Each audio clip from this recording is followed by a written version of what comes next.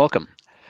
I'm Nick Mason, Director of Product Marketing here at OfficeSpace, and I'm excited to be talking with the product leaders behind OfficeSpace's new asset management platform.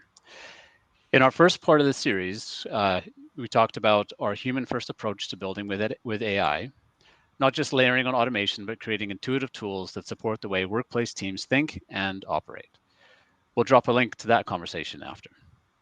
Today, we're continuing this theme with a deeper dive into how we approach building a smarter, more connected asset management experience, and why now is the right time to rethink how we manage equipment, maintenance, and visibility at scale. So I'm joined by two people who have led this initiative from day one. Fallon Thompson is known for turning complex operational challenges into clear, impactful solutions, especially for facilities and workplace teams who manage a lot of real-world complexity. And Sahara Muradi brings deep expertise in user experience and solution design. She's passionate about making data not just visible, but useful and concise, giving teams the confidence to drive their workplace strategy. And together, they've reimagined asset management from the ground up. So hello and welcome. Thanks. Happy to be here. Thank you. Yeah, excited to be here. All right, well, let's kick it off. When you look at the broader landscape, what are some of the data points or trends that stand out to you about how companies are managing assets today? Nick, we've spoken to several clients about their asset management approach, and it's essentially across a number of industries too, from manufacturing and finance, healthcare and life sciences, government, and even real estate. And what we see is about three primary trends that seem pretty much universal across organizations, large and small. The first is disconnected systems. Majority of teams are actually working across disparate sources to track all their assets. And this can include everything from IT equipment, furniture and fixtures, to their capital assets, all across their workplace portfolio. And it may sound surprising, but the majority of clients actually use spreadsheets to track their inventory, and a ticketing tool to manage maintenance requests, and then a finance system for costs and budgeting. So all across the gamut. One client actually showed us a spreadsheet with about 12 tabs organized by asset categories and locations. And once they imported that into OfficeSpace, they were like, this is the first time that we feel in control of our asset data and finally have a single source of truth. The second area I'd like to highlight is on shifts from reactive to preventative maintenance. Companies no longer want to be reactive when it comes to replacing laptops or monitors or changing air filters and servicing HVAC equipment. They expect more proactive and preventative asset management and maintenance measures. They want to leverage their historic data and AI to drive these considerations. Actually, Deloitte had a recent report where they indicated that preventative maintenance can reduce costs by about 25% and unplanned downtime up to 70%. Not only does this extend the asset life, but it supports better resource planning, and it also improves productivity across your teams. And the third trend is understanding inventory and asset utilization so that companies can budget and forecast accordingly. As organizations continue to adopt AI, they expect data can essentially be leveraged to forecast both their asset depreciation, but also in optimizing their CapEx and their OpEx costs. McKinsey actually found that an AI-driven asset management tool can provide ROI up to 10 to 15% on average. And only about 27% of companies feel confident in their asset cost forecasting. So with more visibility, organizations can feel more confident about their budget planning as well as their investment decisions. Wow, that's huge. So curious, this kind of leads me to think about like IT equipment and things like that. So let's talk about IT equipment for a second. How quickly does something like a laptop actually lose its value? I think the last time I was kind of tuned into this, it was sort of about 4 or 5 year life cycle. Yeah, it's honestly a lot faster than most people think. Most laptops lose the bulk of their value within 3 years. And I say that it's regardless of whether they're actively being used or whether they're gathering dust in a storage closet. And I say that because one team that we worked with, they recently uncovered a stack of unused laptops and realized that they had fully depreciated while sitting idle, hidden away in their closet. That insight alone, as you might guess, completely changed how they approached hardware budgeting, redistribution, and just asset management in general. The platform that we're designing, we intend to make it easy for everyone. So not just IT, not just finance, to see where your equipment stands in its life cycle.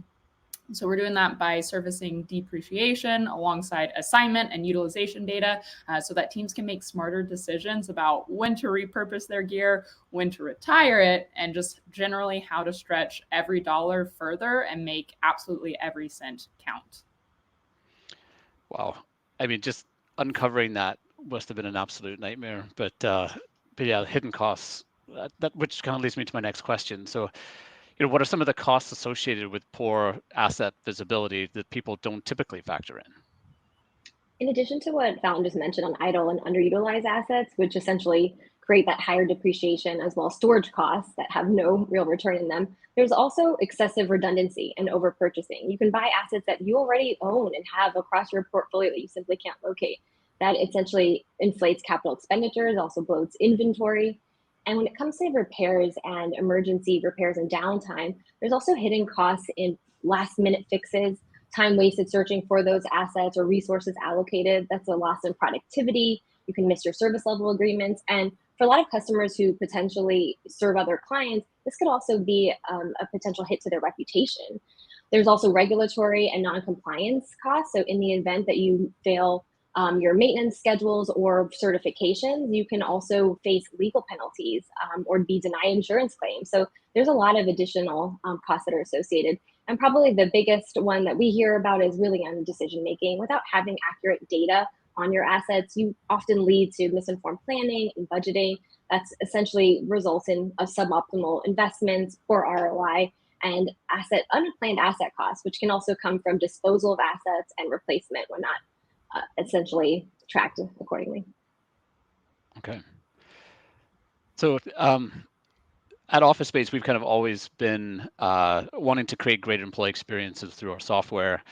It kind of leads me to think about how does this apply for asset management? Because I think a lot of people think as asset management as black and white, sort of just inventory and maintenance, but it actually could have a real impact on employee experience. And Fallon, maybe you can dig into why is that, and how are we trying to help teams improve that with this platform? Yeah, I think it makes a much bigger difference than most people realize. Because when you think about it, right, if it's someone's first day and they just start their job and they start it with a clunky, 3 to 5 year old laptop and a monitor that's blinking every 5 seconds, it's not just frustrating for them, but it sends a message, honestly, and it says we weren't ready for you, we weren't prepared, and that can severely, it can shape how someone feels about their new role, their new company, and that's starting on day one, right? So we've also seen data that shows that employees lose around 22 minutes a day just to IT-related problems. So calculating that up, that's about 12 workdays a year that are just gone just because their tools aren't up to date.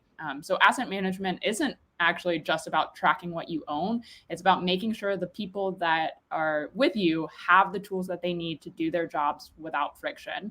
And especially when you tie lifecycle data to onboarding workflows and refresh cycles, you're not just managing those assets, you're improving employee performance. So we designed this platform with that in mind, given our experience, and we're intending to prevent that kind of friction. When you assign an asset, you can see its age, its maintenance history, and its warranty status all in one single place, which allows teams to make better decisions and ultimately ensure that employees start and stay with the right tools from day one. Yeah, that's great. Okay, so we've kind of looked at financial impact. We've covered the impact on the employee experience. I'm curious about operations, right? Because they're all about making things efficient and smooth. So what kind of risks are teams exposed to when on the operations side when maintenance scheduling isn't automated or integrated with their asset system? Nick, that's a great question. And when maintenance isn't automated, teams actually open themselves up to a range of avoidable risks. Studies show that reactive maintenance can actually cost 2 to 5 times more than scheduled maintenance, and unplanned downtime, emergency labor, and asset failure really lead to a lot of inexplainable costs when it comes to stakeholder management on visibility on what's happening with your assets and your resources. In regulated industries like healthcare, manufacturing, or education, missed inspections or undocumented repairs actually can lead to fines and audits and even worse, safety violations. We've heard from several facility teams who are essentially stuck juggling spreadsheets or calendar reminders and emails. Just staying on top of these routine checks become a nightmare. So the kind of manual tracking really doesn't scale for organizations, and it leaves a lot of room for things to just slip through the cracks. So with automated maintenance scheduling, it really ties directly to asset types and usage, to compliance timelines, and it allows teams to stay ahead of issues instead of constantly reacting to them. So you can log in on Monday, you can immediately see what's due, what's overdue, what's coming up. You can complete audit trails and reminders. And as Fallon mentions, it really allows those facility managers and stakeholders to know how to manage their resources based on capacity and schedule. And what I really love about our tool is it saves time, it reduces that risk, and it keeps everything operationally running smoothly. Right. So really letting them keep their finger on the pulse. Nice. Well, that's all the questions I had today. So that's really insightful. Thank you. This was huge, and understanding what's possible when you bring visibility and automation and decision making together into one platform was fascinating. So thank you for joining us today. If this has sparked questions or ideas for your team, be sure to check out our earlier video on building with a human first approach to AI. So we'll drop that link here after the session. And if you want to see all of this in action, please join us live for our Spring Summit on May 13th. Sahara will also be walking through the full asset management experience and talk through some real client use cases. Thanks again for joining us, and huge thanks to our product leaders who are working tirelessly behind the scenes. I can attest that firsthand. Thank you. Thank you for having us, Nick. Thanks, Nick. Thank you.